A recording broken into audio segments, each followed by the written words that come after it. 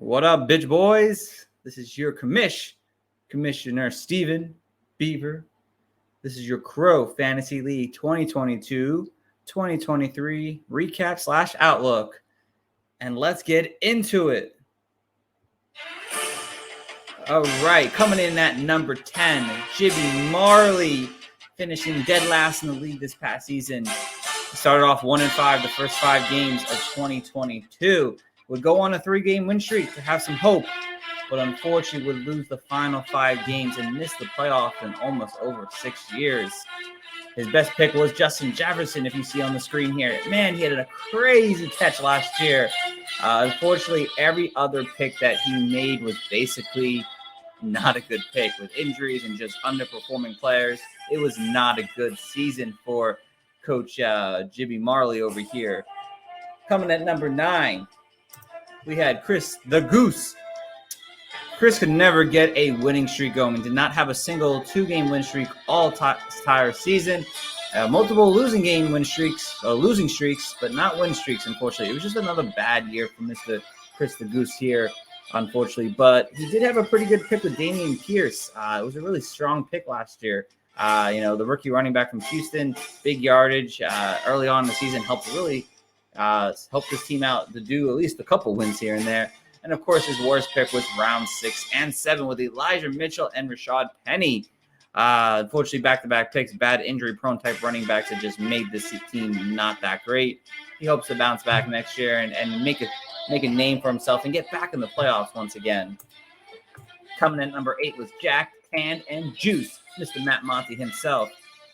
Started off strong, 5-3 the first 8 games of the season. Really strong, not too bad, but would go on to lose the final 6 games of 2022 and miss out on the playoffs. His best player last year that he drafted was A.J. Brown. He's a dominant wide receiver for the Philadelphia Eagles. You see here on the screen, this is the game he caught 3 touchdown passes against the Steelers.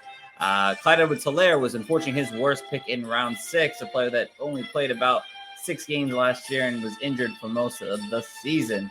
Mr. Jack Cannon Juice hopefully will get back into running form for fantasy football. Coming in at number 7 is Mr. Pello himself here. Started off 1-6 in the first 7 games of the season. It was not looking good. Can remember Mr. Pello not wanting to play fantasy anymore. But he would go on a 5-game win streak. To have hope to potentially make the playoffs. Unfortunately, he would lose the final 2 weeks of the season, just missing out on the playoffs for his season. But his best pick was Drake London, the rookie wide receiver from the Atlanta Falcons, in round 9. Had a pretty solid start and finished his season here. His worst pick was, unfortunately, the round 4 pick of Kyle Pitts, who played about 7 or 8 games and would miss the rest of the season due to injuries. Mr. Pello is a two-time champ and hopes to get back into championship form in 2023. Coming in at number 6, it's our former champ from the 2021 season, Mr. Zaddy, Nick Gabriel himself. Former champ got off to a really strong start, 6-1 in the first 7 games last year. Would go on, though, to finish 2-5 in the back half of the season, missing out on a potential first-round bye, and would get a round 1 knockout to our newer champ, Mr. CJ. His best pick last year was Jamal Williams in round 14, the man who had 18 rushing touchdowns or 15 rushing touchdowns last year. Really helped Mr. Zaddy here get off to a hot start. And, of course, his worst pick was taking another tight end, Darren Waller, in round 4, who unfortunately missed a lot of time due to injuries. Coming to number 5, we have Mr. Jim Rock, a man who almost gave up on fantasy football. But 4-2 to start the first 6 games of the season here. Pretty strong start for him. Would go on to finish 4-4 down the stretch, but would get back in the playoffs after missing it the last 3 seasons here. He would unfortunately have a round 1 knockout to Mr. Dave Roby, and unfortunately that's just the way it goes. He looks to hopefully make it back next year, but he had a pretty good pick in round 11 with Kenneth Walker, the rookie running back from the Seattle Seahawks. As you can see on screen, he had a really strong middle to end season there that really helped propel him to making the playoffs.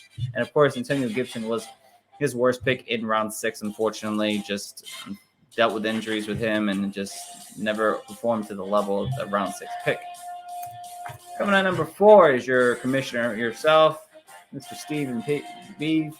Started 4-4 to start the season, kind of back and forth, way too much, just up and down for me. But would go on to finish the rest of the season at 5-1. Would get that first round bye, but unfortunately, it didn't matter. My team did not show up in the stupid playoffs, and I would get a round 2 knockouts and Mr. Dave Roby. My best pick, obviously, you see on screen here, it was Garrett Wilson, the rookie wide receiver from the New York Jets. And, of course, my worst pick is that hype that I took into A.J. Dillon in round 5. It did not help.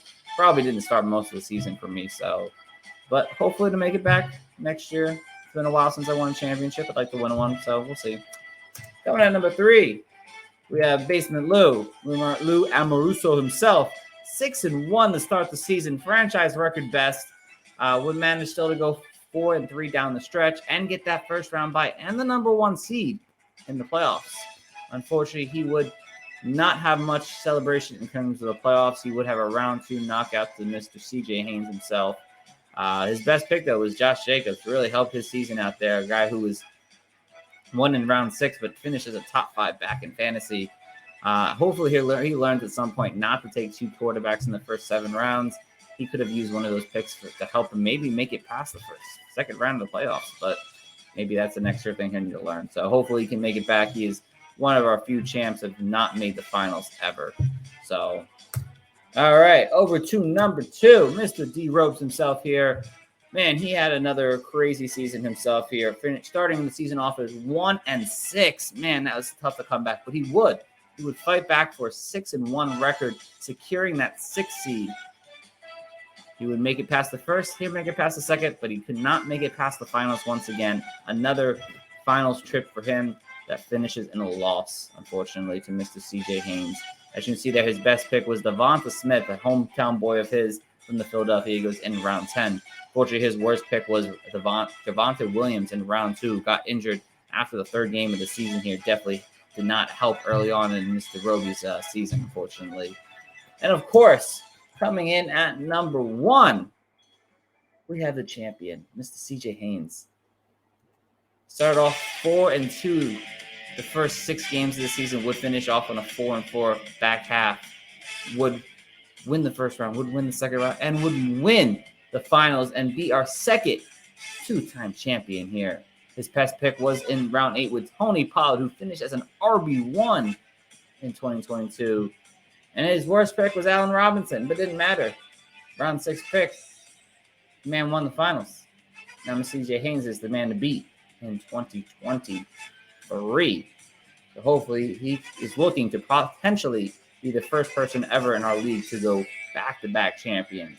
But if not, there's a ton of guys that want to be a 2-time champ. There's a couple people who want to be a first-time champ. So congratulations, Mr. CJ Haynes. Congratulations to everyone else. Hopefully, we're going to have a great 2023 season here. I'll see you all in September, if not before. This is your commissioner signing off.